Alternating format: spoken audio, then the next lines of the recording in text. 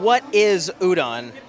Udon is actually almost two separate companies. It's a creative services company that does video game and comic book and graphic design or advertising design for comic book companies, for video game publishers. We're working on some sort of high-profile projects right now. And then the other half of the company is the publishing side of things, where we do Street Fighter comics and graphic novels, but also translate and localize Japanese video game art books from a variety of publishers. So tell me about the beginning of Udon. How did you guys find yourself in this kind of unique business position? Actually, that's kind of both companies sort of developed, simultaneously. Eric Koh, who's our publisher and editor-in-chief, had been working in creative services and doing, organizing freelance for a while. And we just got this great job from Marvel Comics to do this project, and we just sort of rounded everybody and did it under the auspices of Udon for the first project. So Marvel was really our first client.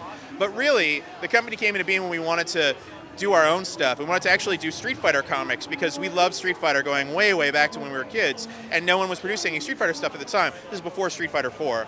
So we went to Capcom and then we went to these publishers and said, you should do these comics, you guys should do Street Fighter, you guys should do Street Fighter. Everybody turned us down, so we started doing it ourselves, and that was the beginning of us publishing our own material. Street Fighter comics led to doing Street Fighter art books, which led to more Capcom art books, which led to us working with, I think, 40 different companies now. So just to be clear, are these original Street Fighter comics that Udon created and published? Yeah. For example, this is our Super Street Fighter Volume 1 graphic novel with the convention-exclusive Street Fighter 1 graphic novel with the convention-exclusive dust jacket, which I've pulled off. But basically, these are original comics set in the Street Fighter 3 timeline, but because we're doing them now, we actually get to integrate all of the Street Fighter 4 characters that weren't there originally, because as every hardcore gamer knows, Street Fighter 4 happened between Street Fighter 2 and 3. So we're doing original comics with the guys. Chamba and Longbow, who are here, are some of the artists who are working on it. And we're creating new adventures, but it's all approved by Capcom. We work really closely with Ono Sensei, who's the Street Fighter 4 producer. So we make sure all of our stuff is as canon as it can possibly be. So are you guys planning on doing more comics projects in the future, or is this a one-off thing? We've done actually a lot of comics. We did Street Fighter, we did some Darkstalkers comics and graphic novels, Rival Schools, and we're also working on translating and importing Japanese manga. We've done a ton of Mega Man stuff, and it just happens to be in that period where there's not a lot of Mega Man games coming out right now, and so people are really flocking to our comics and our art books because it's sort of keeping the character alive. So tell me a little bit about TCAF, which is something else that you're involved with. Not Udon isn't necessarily involved, but you are, right? Yeah. As a guy, I guess, I was really interested in the idea of helping and promoting local artists, working with artists, and the shows that were in Toronto were really not only superhero focused, but kind of multimedia, science fiction, old TV stars kind of focused, and it wasn't doing Toronto's artistic community any favors. And so for me, I actually came to Toronto's sort of best comic book store, The Beguiling, and said, hey, let's put on a show, and it worked out pretty great. So in 2014, we're going to be doing our 11th event, or 11th year of events. We're really excited about it. We're going to actually be announcing people in the next month or so in terms of who's going to be coming and guests and things like that. But really, it's just, we look at it as our way to give back to Toronto's artistic community, but also to invite the world's artistic community, some of the best, most innovative, and most idiosyncratic artists to come and see what we're doing in Toronto as well.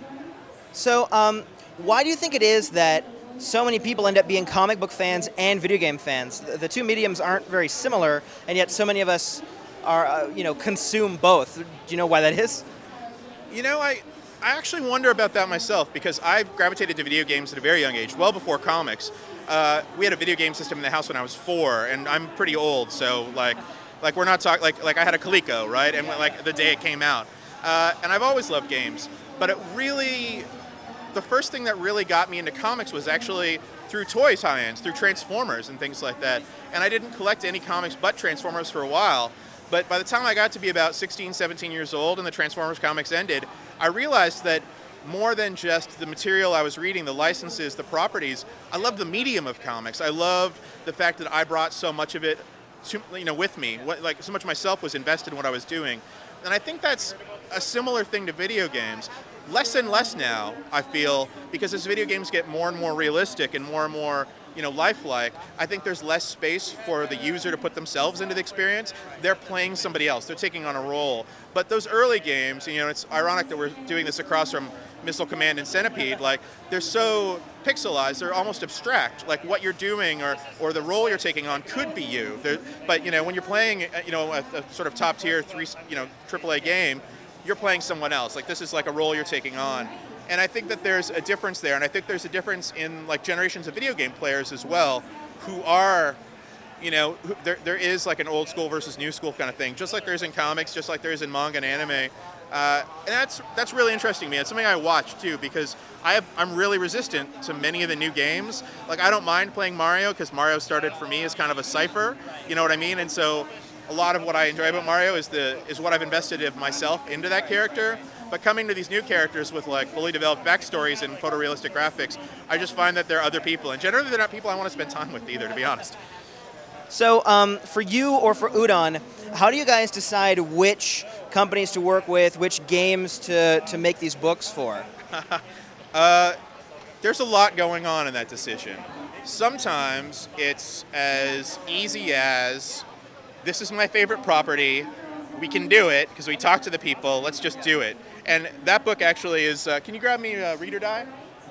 So Eric Koh, who's the publisher, his favorite anime series is an anime series called Read or Die. And we launched our anime and manga art book line last year, and this was the first thing he went after. He's like, if we're going to be doing manga and anime art books, we're going to go for Read or Die. It's kind of an older property. It's not the most popular property, but the people who love it really love it. And so the amount of positive fan mail we got from doing a project like this, from people going, I never thought I would see this. Like, most people don't know what Read or Die even is. Thank you so much. That's the kind of, like, we're all really big fans of stuff. There's a good, in the Venn diagram, there's a good overlap in the middle, too, of all the stuff that we like. But we do a lot of projects that we feel passionate about, is what it comes down to. And then there's stuff that we do that's like, this needs to be in English. Like, it's kind of a shame. So there's a lot of stuff that's like, Street Fighter is so important to us, but the fact that for maybe 10 years there's just nothing coming out, it's just we feel strongly about that project. I want to make sure people know about it. And there's a lot more classic properties that we're looking at, like how can we bring in new fans to this classic property? And then the other thing is, what's popular? Like, what are people like? And we haven't published anything that one of us isn't a fan of. Like, we just don't, because frankly there's an infinite number of books and an infinite number of properties coming out in Japan that we really do pick and choose, but we listen to what the fans say. The two books that we got requested the most last year were Breath of Fire, the Capcom video RPG series, JRPG series, and Ys, like the Wise, which is also the Japanese RPG series, and we're fans of those. We didn't, there's no new games really being made for them, but people were so insistent and polite and sending us emails all the time and going, listen, we know, but we promise we'll buy this book. There's like a good community of us people. And that kind of fan feedback is instrumental. Like, it really is. Knowing that people love those properties, even though they're not current, even though they're not new, even though they're not the hot new thing, is what makes us take a chance on them. Are you willing to say anything about future books that might be coming out soon? Well, we did a bunch of announcements. I'll actually send them to you at San Diego Comic-Con this year. The biggest one I think people are most excited about is our Dark Souls artwork. We're doing, and it's pretty close actually, it's only a year after the Japanese release, but the Dark Souls book is going to come out, I think, within a week of the Dark Souls 2 release that's coming this fall. So we're really happy. I wish we could get those times shorter and shorter, but Mega Man, we actually had all the files for Mega Man 25, which is the Mega Man 25th anniversary book that we just released, which is crazy thick. We had all the files before the book came out, like a month before, but translation, localization, contracts, all that kind of stuff.